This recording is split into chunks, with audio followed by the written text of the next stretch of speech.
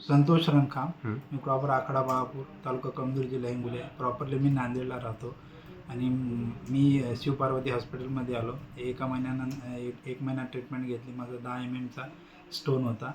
ते सेकंड सोनोग्राफीमध्ये माझा स्टोन विरघळला.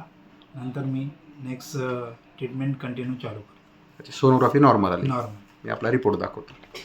हा आपला रिपोर्ट आहे सर.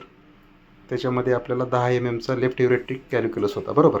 येस. आणि तुम्ही शिवपार्वती हॉस्पिटल डॉक्टर स्वामीकडे उपचार घेतला, होमिओपॅथिक उपचार. 10 mm चा असा स्टोन होता आणि एकाच महिन्यामध्ये ते छोटे छोटे पार्टिकल्स निघून गेले युरिन थ्रू आणि तुमचा रिपोर्ट पण नॉर्मल आला. ओके. ओके.